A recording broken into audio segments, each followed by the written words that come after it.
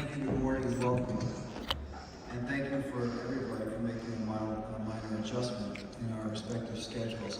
I am Ken Candido. I'm going to talk about post-traumatic stress disorder or syndrome and what is new and not so new and what is on the horizon in terms of management of this condition. I have no financial relationships to disclose in reference to this topic.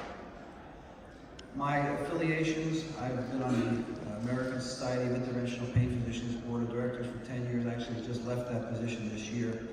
I currently am the director of a new program at Thorek Memorial Hospital in Chicago. We started a brand new pain and spine program there.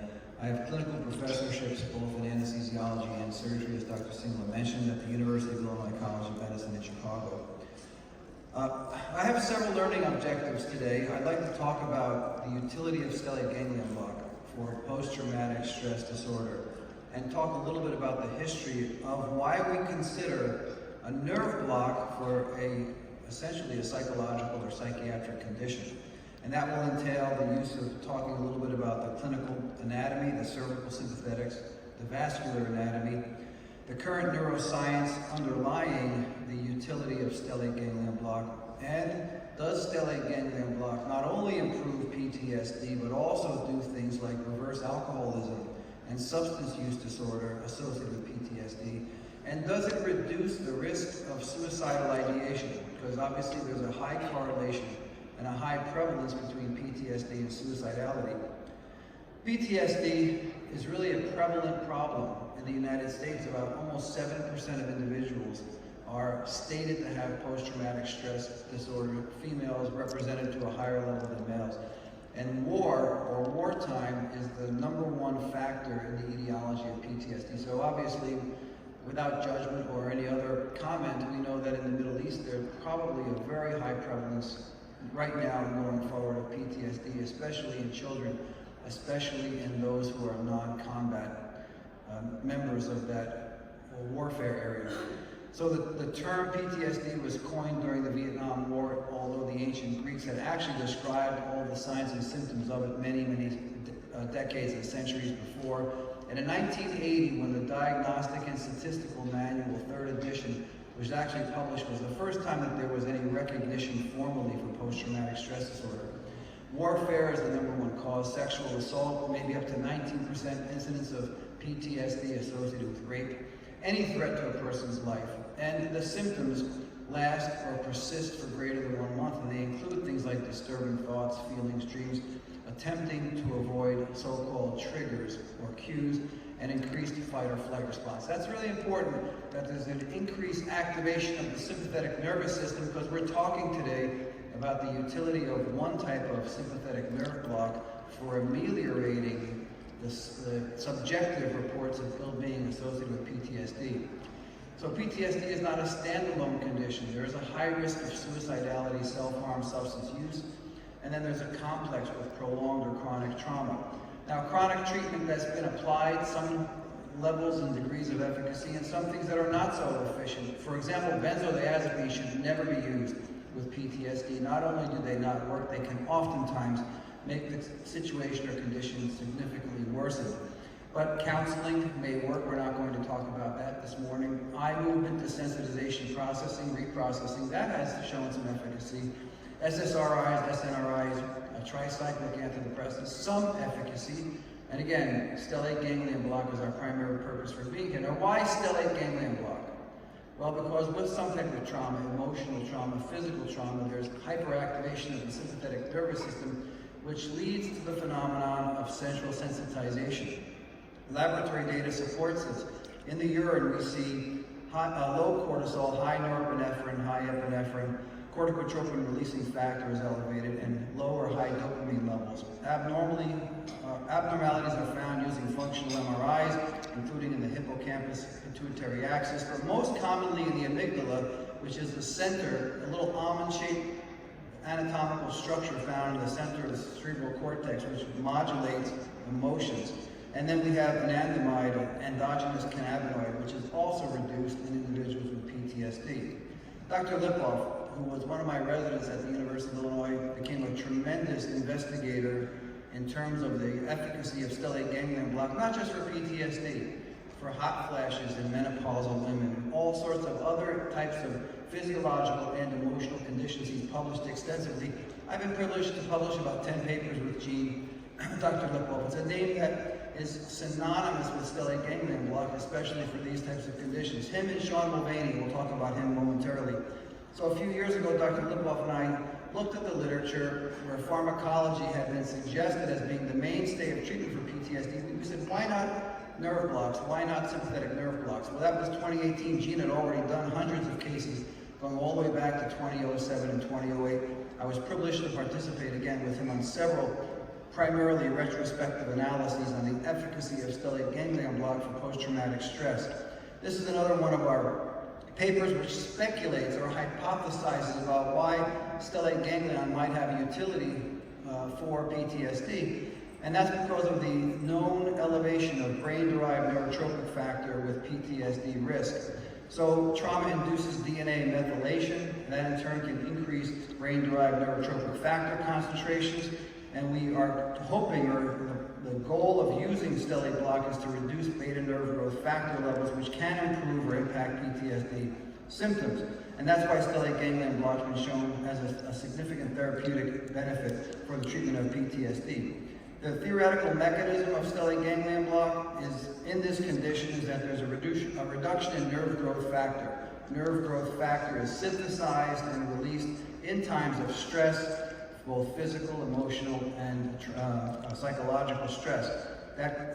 Doing so causes the loss of extraneous sympathetic nerve growth and eventually causes a reduction of secondary norepinephrine levels, that is the application of stellate blocks.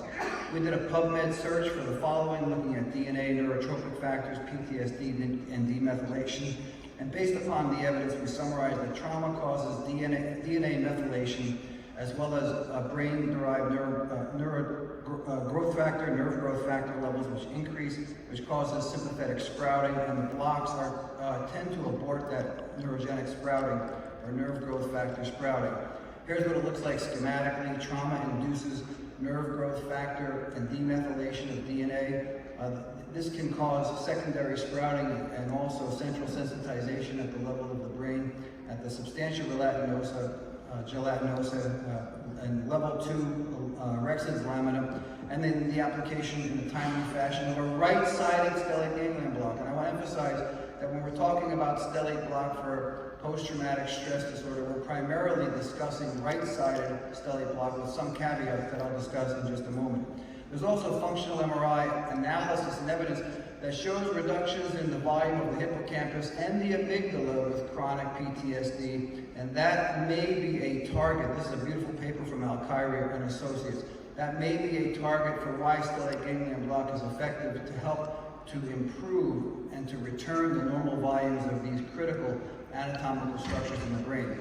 I had the privilege of knowing Dr. Daniel C. Moore from the Virginia Mason Medical Center in Seattle, Washington. Danny Moore, who passed recently, was a prolific author.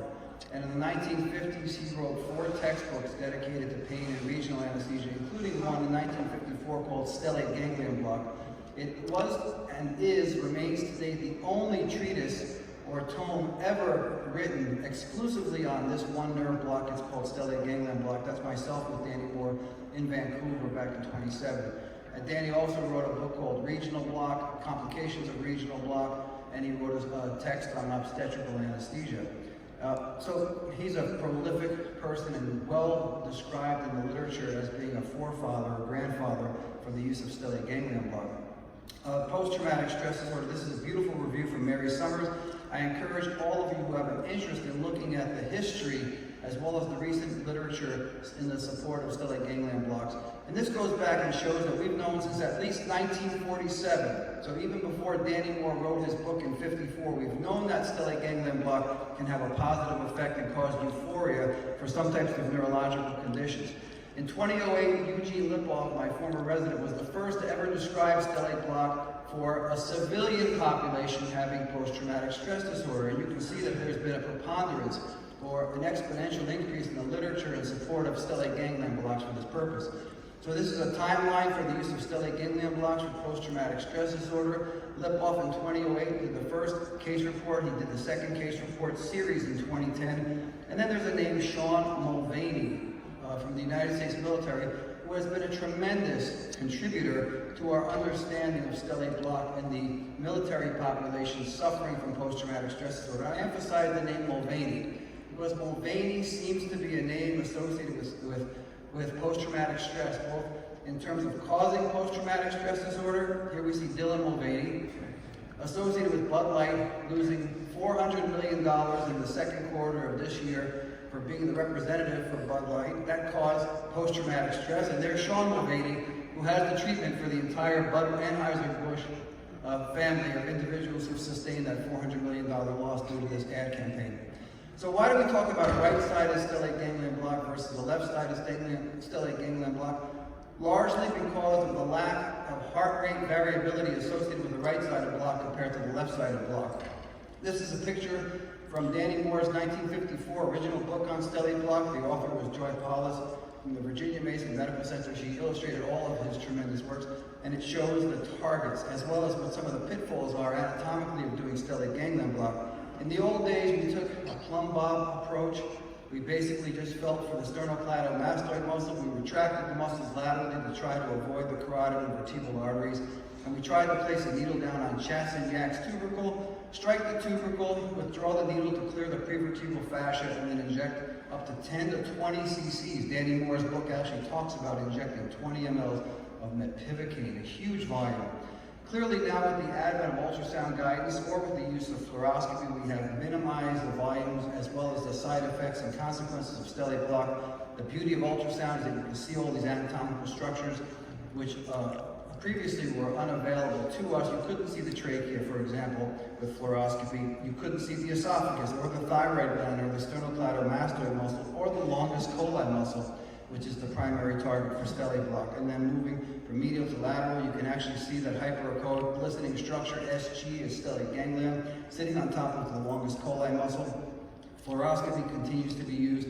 I'd say in the United States, about 50% of individuals continue to use fluoroscopic imaging as the primary source for identifying the appropriate anatomical landmarks, as well as ultrasound being the other 50%. So why do we do right-sided stellate ganglion blocks and not left-sided, primarily for this condition of PTSD? It's because of the physiological consequences of doing these blocks. Intraocular pressure is reduced by small volumes injected at C7, but most importantly, a right-sided stellate ganglion block has minimal effects on heart rate and blood pressure, although it has been associated with an increase in the QT interval after head-up tilt, which we don't see with left-sided block. We have an increase in carotid artery, but not vertebral artery blood flow, and we reduce cerebral vascular tone without affecting water regulation. A beautiful paper in 2010 validated all these findings in about 89 individuals who had either a right-sided or left-sided stellate ganglion block. Heart rate variability was untouched significantly by right-sided block, was substantially changed using a left-sided stellate ganglion block. Here's myself performing stellate ganglion block on a famous individual. Now, Sean Mulvaney, I've already mentioned Dr. Mulvaney from the United States military. This is his so-called recipe or protocol for how we approach individuals with diagnostically validated stellate ganglion PTSD. And he suggested doing a right-sided stellate ganglion block followed by a second one up to a third. Now, if patients have not responded favorably to up to 3 stellate ganglion blocks performed on the right side, then Dr. Mulvaney suggested moving to the left side and doing a left-sided stellate ganglion block. In point of fact, Dr. Lipov and I have studied this phenomenon retrospectively in over 205 patients and found that individuals who failed to benefit from a right-sided stellate block but who subsequently underwent a left-sided block, in 85% of those individuals, they showed improvement following the left-sided stellate ganglion block. Here's another nice paper from Dr. Mulvaney and his associates who showed that compared to a sham treatment for up to 8 weeks, that 2 stellate ganglion blocks 2 weeks apart were effective in reducing the clinician-administered PTSD scale by a 2-to-1 factor compared to those individuals who did not have stellate ganglion blocks performed on the right side for PTSD. Dr. Lipov and I looked at a retrospective analysis of over 480 patients having cervical sympathetic blocks, stellate ganglion blocks for PTSD, and we looked at multiple cohorts. So we had 484 patients, but only 327 patients completed this retrospective review. It was over a 4-year period. All the blocks were performed by a single individual. We used a PTSD checklist. We looked at both military men, civilian men, military women, and civilian women, and we identified 21 types of self-reported trauma leading to PTSD. And what we found was that there was an average reduction in these PTSD checklist scores by about 30 points, respectively, whether individuals were male or female gendered. However, a military background showed a significantly greater change in the proportion or the reduction in these PTSD checklist scores. So military background, again, military is the #1 cause, wartime is the #1 cause for the incidence or the etiology of PTSD, and statistically significant improvements in this checklist score and these symptoms was noted independent of the causative type of trauma. So both men and women improved, both military men and civilian men improved, but military men improved more than civilian, military women improved more than civilian women. So the conclusion was that stellate ganglion block or cervical sympathetic block is an effective treatment for PTSD, irrespective of gender, irrespective of the type of trauma, or drug use, or suicidal ideation, or age. There's a nice paper that Lipov and I also wrote about the immune modulation. Where is the immune modulator anatomically for PTSD? And based upon our review and our research, it appears to be the amygdala. So stellate ganglion block can affect the insula, the amygdala, the hippocampus, the locus ceruleus, but based upon functional MRI studies of others, Al-Cairo especially, we think, or we speculate, or we hypothesize that the #1 primary target is actually the amygdala. And I'll finish by talking about the use of other intriguing modalities for which there is not a great deal of evidence. Again, Dr. Lipov looked at the use of pulsed radio frequency of the stellate ganglion block. That seems to be effective. We wrote a paper on the clipping at the second thoracic level as a treatment option for PTSD for individuals who have had transient but not sustained benefit from stellate ganglion block. So they've shown benefit, they've had a Horner syndrome, they've shown a transient reduction in symptoms, but it doesn't persist. In certain select patients, T2 sympathectomy has proven to have long-term efficacy for individuals with post-traumatic stress. Finally, Dr. Mulvaney again has a longest series of 166 military individuals for up to 6 months. It's the longest follow-up that shows a substantial improvement in PTSD symptoms when stellate ganglion blocks were performed up to 3 times, primarily right-sided in this military population. And 2 more papers from Dr. Lipov, one talking about the reduction in suicidal ideation. So not only an improvement in symptoms of PTSD, but also less likely that these individuals, both civilian as well as military, were likely to go on to have suicidal ideation. And a beautiful case report of Gene Lipov, who actually eliminated the urge to consume alcohol in a chronic alcoholic with PTSD. So these are novel concepts. We haven't actually had level 1 or level 2 peer-reviewed evidence in favor of stellate block for eliminating alcohol abuse, but that is something which is avidly being worked on by Dr. Lipov. So in conclusion and summary, the prevalence of PTSD in the United States is about 7%. Females are slightly higher represented than males. Obviously, those who've served in the military are more likely to have an incidence and prevalence of PTSD. Right-sided stellate ganglion block, because of less heart rate variability, is the primary use of stellate ganglion block for managing PTSD symptoms and possibly reducing suicidal ideation and possibly eliminating alcoholism. Left-sided blocks are utilized when right-sided blocks fail, but a psychological support is an intricate and really critical element in the support of individuals suffering from this grave condition. For those who've had a transient benefit from right-sided block, T2 thoracic endoscopic clipping is an alternative for long-term success, and medical management, of course, including the use of certain chemicals, but not benzodiazepines, are adjuncts to the therapy in these individuals. Thank you for your time and attention this morning.